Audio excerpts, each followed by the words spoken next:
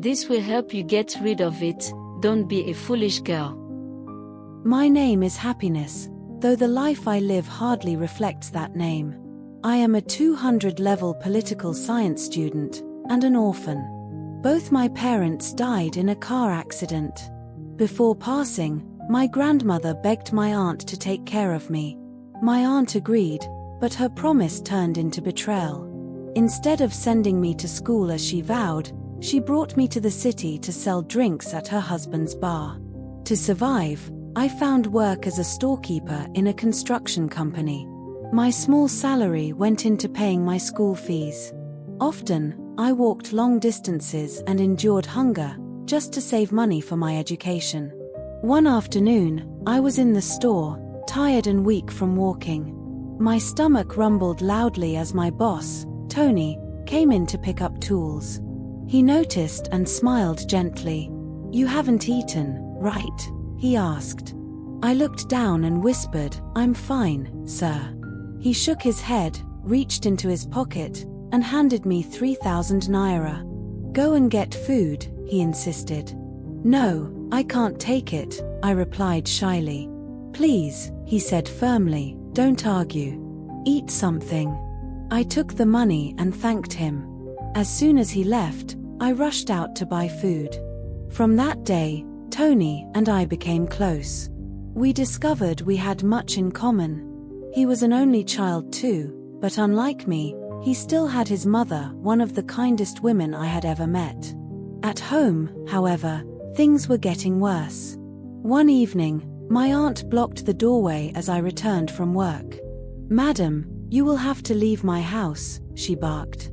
"You can't just go out and come back like you pay rent. Either quit that nonsense job and help in the bar, or you stay here and babysit. I have children, and you should be looking after them." Her words cut deep. I tried to explain, but she shouted over me, "Your parents don't pay rent here. It's either you quit that job or you leave this house." Tears filled my eyes.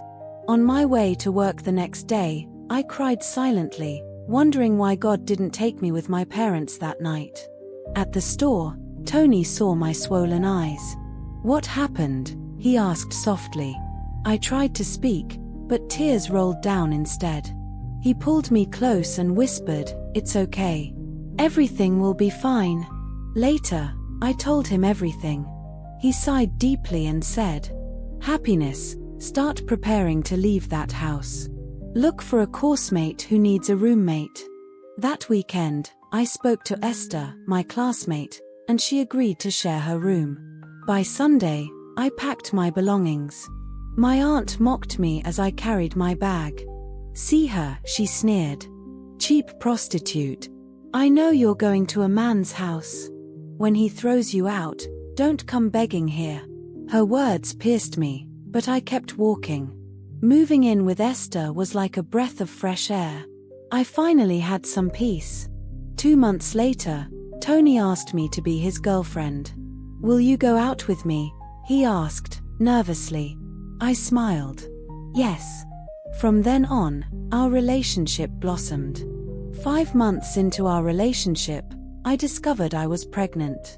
When I told Tony, his face lit up with joy. "We're having a baby," he exclaimed.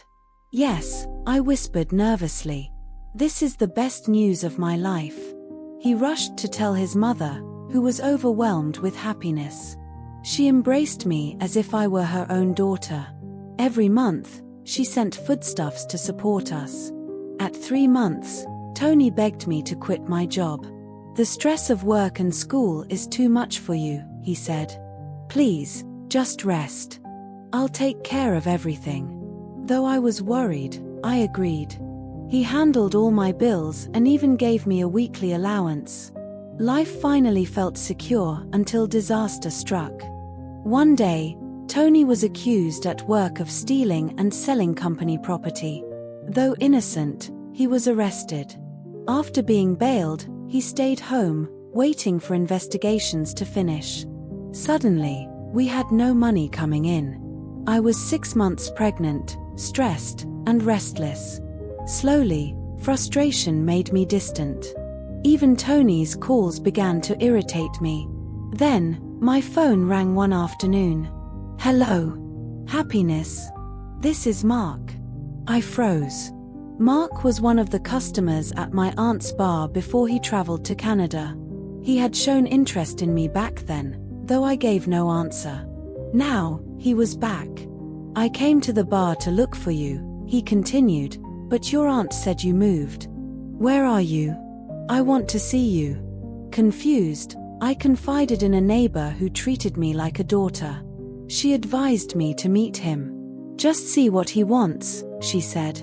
The next day, I called Mark. At first, he wanted me to come to his hotel, but I refused. "No, let's meet somewhere public," I insisted. He agreed.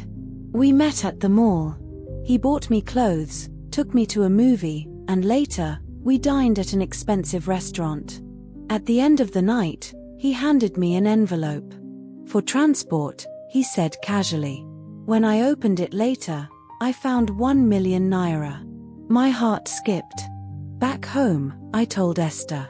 She flared up. "Happiness, what is wrong with you? You're pregnant. You can't do this. Stop it now." She stormed out angrily. The next morning, I returned to my neighbor for advice. She leaned close and said, "My child, love is not enough. This new man is wealthy.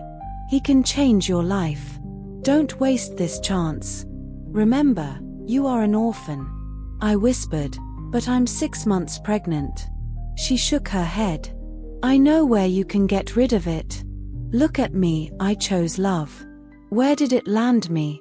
In one room with 3 children and a bike man for a husband. Don't make my mistake." Her words echoed in my mind. Desperate, I gave her money.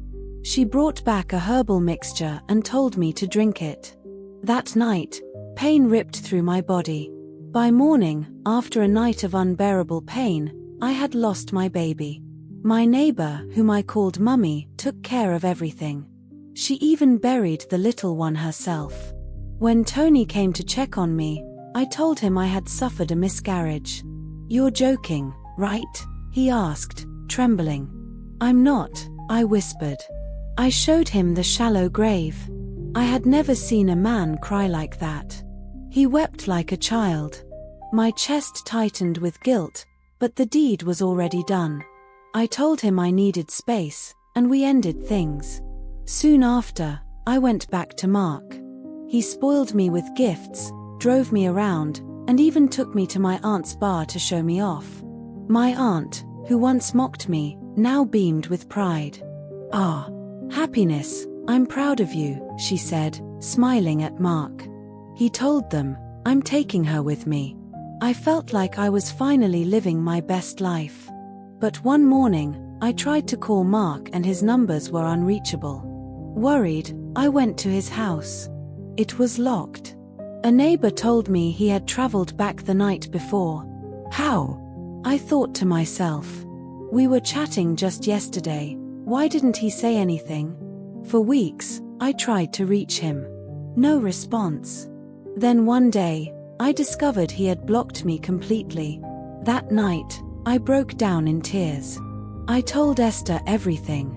She only gave a cold smile. "Happiness," she said, "do you know that Mummy's daughter went and told Tony everything you did? Anyway, that's not my business. The company found Tony not guilty, and they even promoted him. Right now, he's in money. And me. I'm with him." My heart sank. She continued, her voice sharper this time. "I warned you, but you let greed and bad advice control you. Anyways, your rent is due, your results are terrible, and you need medical attention because you still smell from that herb you took. And before you hear it from someone else, Tony and I are together now. I don't want him to feel uncomfortable when he comes around." The room spun around me. I had lost everything. Tony, my child, my education, my dignity. With nowhere else to go, I returned to my aunt's house broken, with multiple carryovers in school, and suffering from an infection. That was the price of my choices. So I say this now, please, learn from my story. Don't let greed, pressure, or wrong advice ruin your life. Don't be like me,